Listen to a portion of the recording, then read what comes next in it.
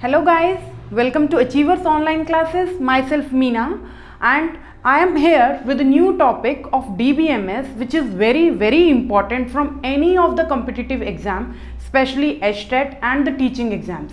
Teaching exam में कोई भी आप teaching exam ले लीजिए, KVS, DSSB, NVS और HTET स्क्रीनिंग स्पेशली, अगर DBMS से कोई क्वेश्चन आता है तो नॉर्मलाइजेशन से आपको for sure you will get A question. Even in the interviews also, interviews वगैरह में भी आपसे अगर DBMS से वो क्वेश्चन पूछते हैं डेटाबेस से, तो क्वेश्चन में बी फ्रॉम सीक्वल क्वेरीज और it may be from normalization. तो आज मैं आप सबके लिए एक क्विक रिव्यू लेके आई हूँ सभी नॉर्मल फॉर्म्स का. एक ही 10-15 within 10-15 minutes you will come to know about the all the normal forms और उनमें क्या क्या डिफरेंसेस होते हैं, किस तरह से आप क्वेश्चन को क्विकली सॉल्व कर सकते हो. So let's see. First of all, normalization हम किस लिए करते हैं? रिडंडेंसी को टेबल में रिमूव करने के लिए. तो इसके लिए हमारे पास 5 नॉर्मल फॉर्म्स हैं और नॉर्मल फॉर्म्स हमारी ये Boyce Codd was the inventor of this normalization. तो सबसे पहले हमारे पास फर्स्ट नॉर्मल फॉर्म क्या कहती है कि हमारे पास मल्टी वैल्यूड एट्रीब्यूट्स नहीं होने चाहिए. मींस हमारे पास सारे सिंगल वैल्यूड एट्रीब्यूट्स होने चाहिए. सपोज एक पर्सन है, one person is studying 4 subjects, तो वो सारा ऐसे नहीं होना चाहिए like roll number 1 is studying Java and C. तो इस तरह से टेबल नहीं होना चाहिए. अगर इस तरह से टेबल होगा तो means that table is not in a first normal form. First normal form में करने के लिए हमें क्या करना होगा? एटॉमिक वैल्यूज लेनी होंगी. या तो हम इस तरह से जनरेट करेंगे लाइक दिस, एक टेबल ड्रॉ करेंगे, रोल नंबर 1 डिफरेंट कॉलम्स बना लेंगे, जावा के लिए अलग से, सी के लिए अलग से.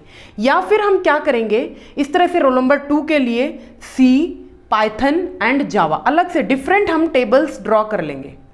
Fine, like this.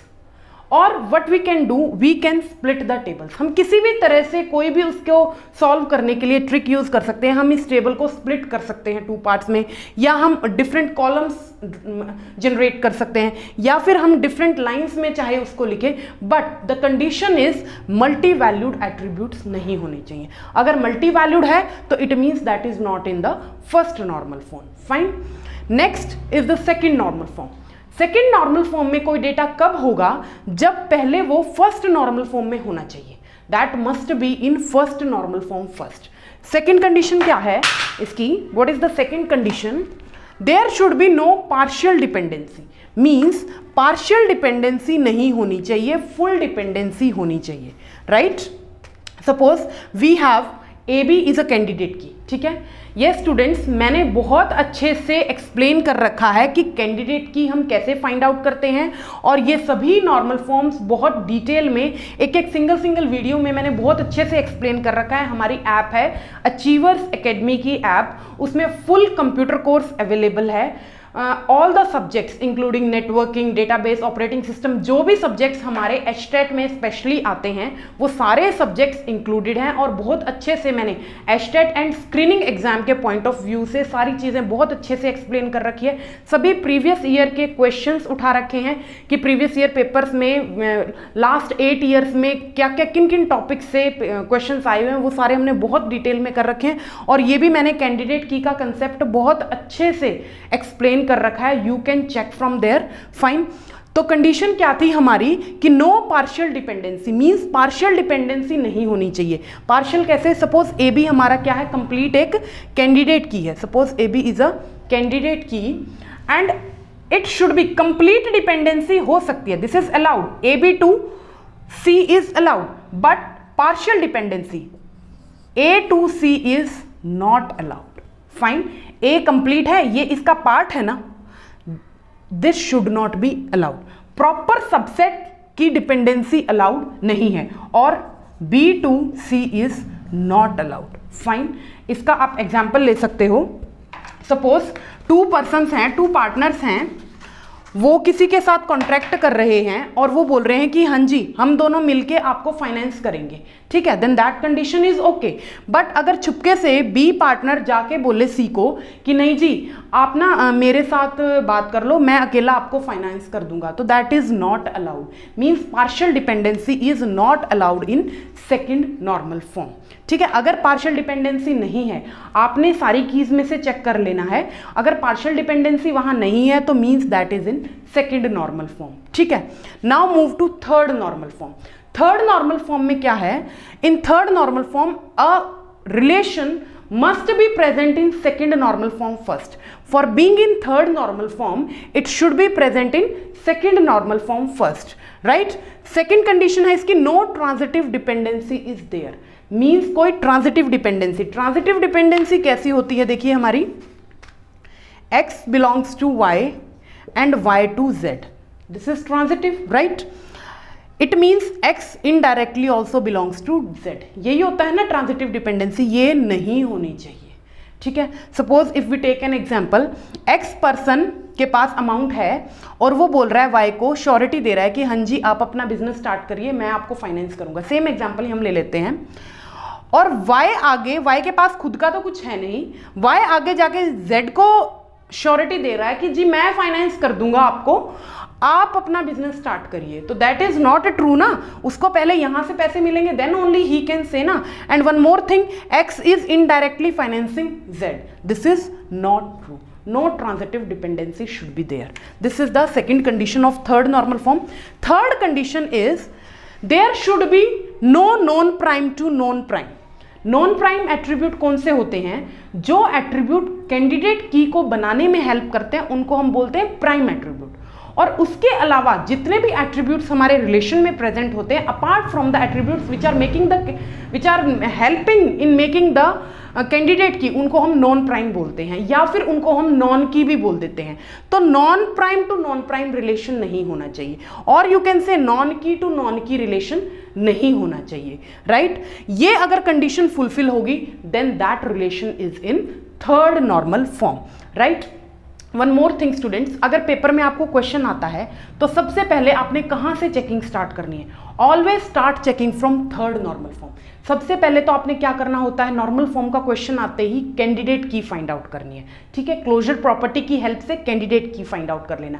कैंडिडेट की फाइंड आउट करते ही आपने जितनी भी डिपेंडेंसीज गिवन हैं उनसे आपने non key to non key और you can say non prime to non prime check करना है कि अगर non prime to non prime हमारा नहीं है, ठीक है, तो वो रिलेशन हमारा क्या है, थर्ड नॉर्मल फॉर्म में है। अगर non prime to non prime है तो मींस थर्ड में नहीं है, फिर हम सेकंड के लिए चेक करेंगे। सेकंड में हम पार्शियल डिपेंडेंसी चेक करेंगे, अगर पार्शियल डिपेंडेंसी है तो वो सेकंड में भी नहीं है, फिर हम फर्स्ट के लिए चेक करेंगे, ठीक है। फर्स्ट में हम एटॉमिसिटी चेक करेंगे, एटॉमिक वैल्यूज हैं then it is in first, right. Yes, अगर वो यहां पे थे हम, अगर वो non key to non key नहीं है, non prime, no non prime to non prime is there, अगर ऐसा है तो फिर हम नेक्स्ट मूव करेंगे BCNF की तरफ, ठीक है। For a relation to be in BCNF it must be present in third normal form first, पहले तो वो थर्ड नॉर्मल फॉर्म में होना चाहिए, ठीक है। सेकेंड कंडीशन क्या होगी, LHS जो लेफ्ट हैंड साइड होता है रिलेशन का, suppose AB belongs to C है, सो तो जो AB है और you can say ABD belongs to C, right. जो LHS है that must be a candidate key और सुपर की, वो कैंडिडेट की होना चाहिए या फिर सुपर की होना चाहिए। मैं फिर से बोल रही हूँ, कैंडिडेट की का कॉन्सेप्ट, सुपर की का, इवन इन नॉर्मलाइजेशंस का भी डिटेल में हमारी ऐप पे अवेलेबल है, बहुत अच्छे से मैंने एक्सप्लेन कर रखा है, you can check from there, right. तो वो LHS must be a candidate key, fine.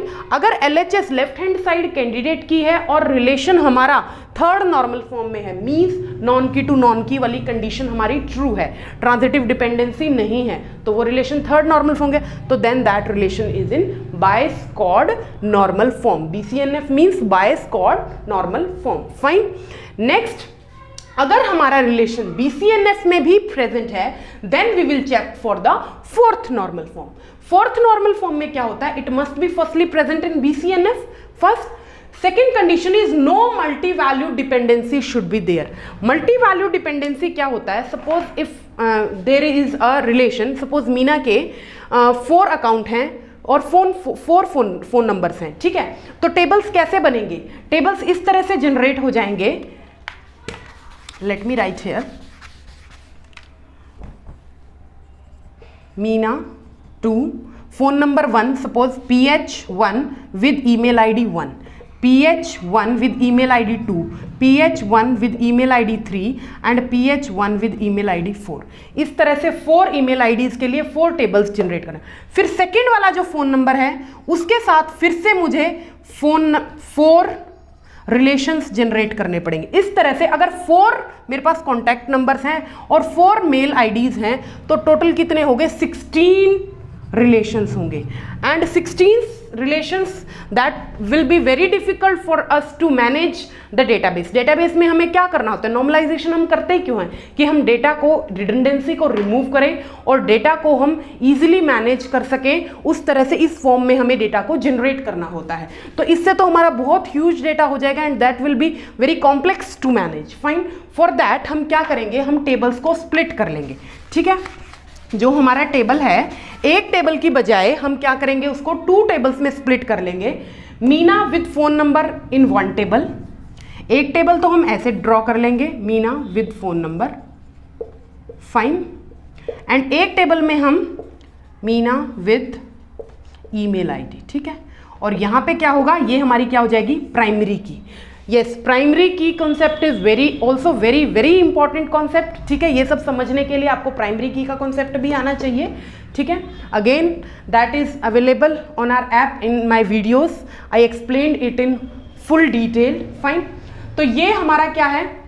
4th normal form, जिसमें हम क्या करते हैं? मल्टी वैल्यूड डिपेंडेंसी नहीं होनी चाहिए। For being a relation to be in 4th normal form there should be no multi valued dependency. अगर मल्टी वैल्यूड डिपेंडेंसी नहीं है और BCNF में प्रेजेंट है तो then that relation is in 4th normal form. Last, that is 5th normal form. Space is not available here, so I am explaining down, fine. For being a relation to be in 5th normal form, it must be in 4th normal form। वो एक इसकी conditions क्या क्या होती हैं? एक तो वो 4th normal form में होना चाहिए। 5th normal form I am writing here। It must be present in 4th normal form, first condition। Second condition, there should be lossless decomposition। lossless decomposition होनी चाहिए।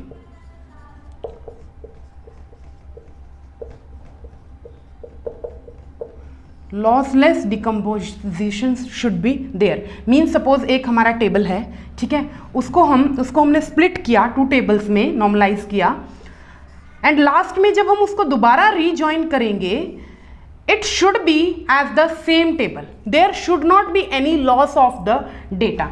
Common attribute must be a candidate key. और loss of data कब नहीं होगा? जो common attribute हम ले रहे हैं इस टेबल में और इस टेबल में, that must be a candidate की। तो फिर हमारा क्या है? डेटा लॉसलेस डिकम्पोजिशन हो जाएगी, डेटा हमारा लॉस नहीं होगा। So these are all 5 normal forms, ठीक है। ये सभी हमारी 5 नॉर्मल फॉर्म्स हैं, इनका मैंने ब्रीफ में आपको एक्सप्लेन कर दिया है। So that's all for this video. See you soon, bye bye, take care.